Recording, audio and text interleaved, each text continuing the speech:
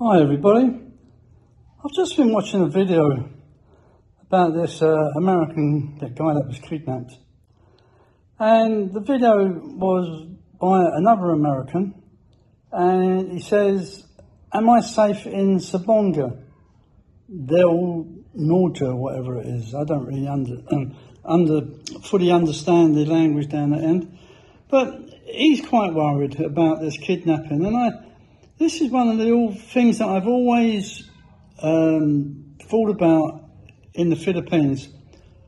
I live in the city. I'm in walking distance to the bus terminal.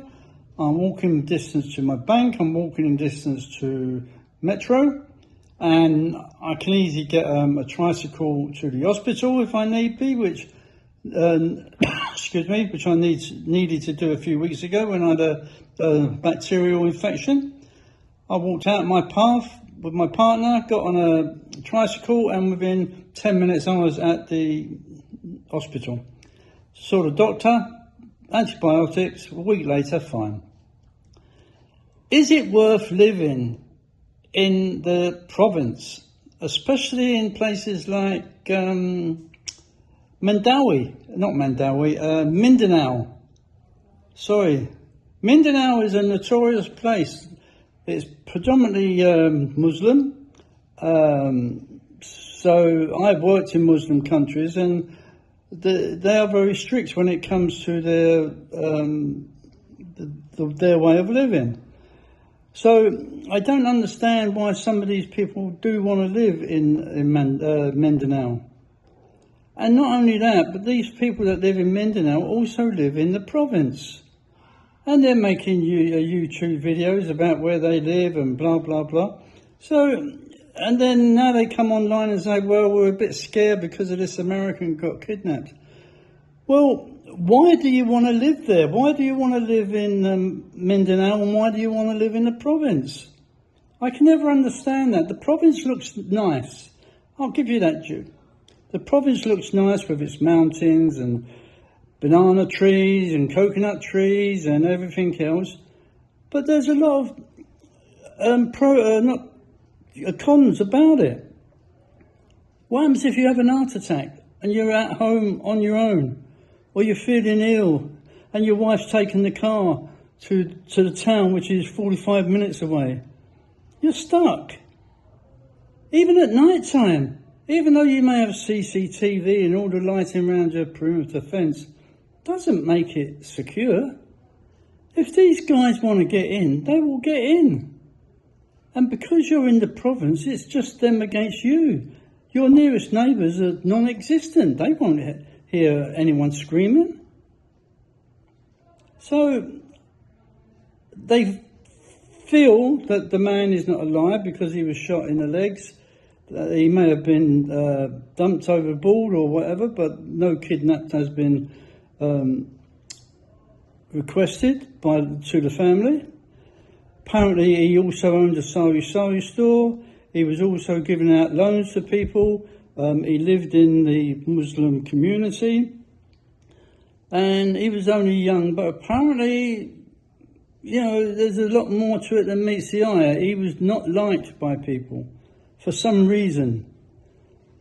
And now, because of this, the American community especially are now worried that it's not safe to live, and the police are advising people to move to the city. It could be something to do with the war in Israel against the Muslims and the Americans supporting Israel. You just don't know the reasons behind it.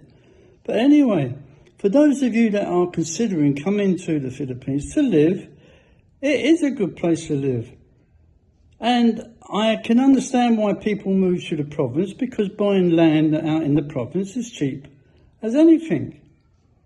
I bought 215 acres in Cordova, which is about 30 minutes away from here. It's not in the province. It's you can't really call it province because there's houses around me. But that cost me an arm and a leg because it's in the city.